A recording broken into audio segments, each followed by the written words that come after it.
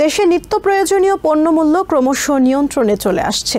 শুক্রবার প্রকাশিত কমার্স ডিপার্টমেন্টের তথ্য উপাত্ত বলছে, প্রত্যাশা মাফিক গত জুনে ভোক্তা পর্যায়ে খরচ বেড়েছে 0.1%। এর ফলে বার্ষিক মূল্যস্ফীতি 2.5% নেমে আসতে পারে, যদিও ফেডারেল রিজার্ভের টার্গেট এটিকে 2% নামিয়ে আনা। আগামী সপ্তাহে কেন্দ্রীয় ব্যাংকের শীর্ষ কর্মকর্তারা নীতি নির্ধারণে বৈঠকে বসবেন। আশা করা হচ্ছে সেপ্টেম্বর নাগাদ সুদের হার কমানো হতে পারে। গত বছর ক্রমবর্ধমান মূল্যস্ফীতিতে নাভিশ্বাস উঠে গিয়েছিল সাধারণ মানুষের, তাই নানা পদক্ষেপে ফেডারেল রিজার্ভ এর লাগাম টেনে ধরার চেষ্টা করে। একের পর এক সুদের হার বৃদ্ধিতে বাজারে নিয়ন্ত্রণ প্রতিষ্ঠা ছিল কেন্দ্রীয় ব্যাংকের প্রধান লক্ষ্য। সেই চেষ্টায় গত কয়েক মাসের ধারাবাহিকতায় গত জুনেও দেশে নিত্য প্রয়োজনীয় দ্রব্যের মূল্য ক্রমশ নিয়ন্ত্রণে চলে আসার পথে রয়েছে। Fresh inflation data on Friday showed U.S. prices continued to cool. শুক্রবার প্রকাশিত কমার্স ডিপার্টমেন্টের তথ্য উপাত্ত বলছে, প্রত্যাশা মাফিক গত মাসে ভোক্তা পর্যায়ের খরচ বেড়েছে 0.1%। এর ফলে বার্ষিক মূল্যস্ফীতি 2.5% নেমে আসতে পারে, যদিও ফেডারেল রিজার্ভের টার্গেট এটিকে 2% নামিয়ে আনা।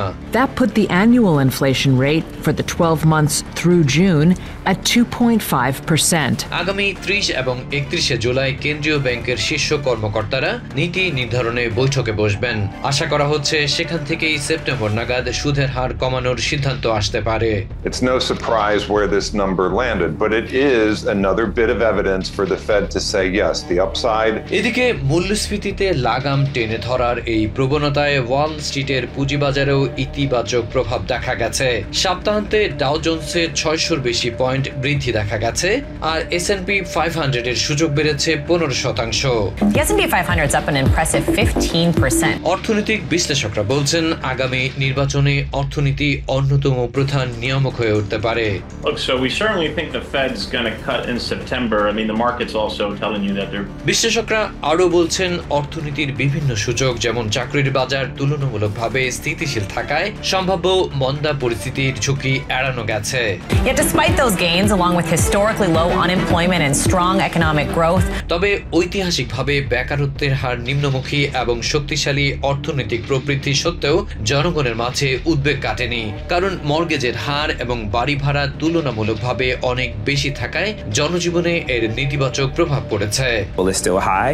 Mortgage rates are still high for individuals who are looking to be first-time homeowners, and so just those. কেউ বলছেন, ডেমোক্রেটিক শিবির দেশের অর্থনৈতিক পুনরুদ্ধারের কথা জনতার সামনে সেভাবে তুলে ধরতে পারেনি। এক্ষেত্রে ভাইস প্রেসিডেন্ট কামালা হ্যারিস সেই সুযোগ লুফে নিতে পারেন, আর তাতে সাধারণ মানুষের মাঝে স্বস্তি ফিরে আসবে এবং নীল শিবিরের পক্ষে ক্ষমতা ধরে রাখার পথ প্রশস্ত হবে। And I think there are two opportunities with this sort of Kamala reset. Adib Mohammad, TVN 24 news desk.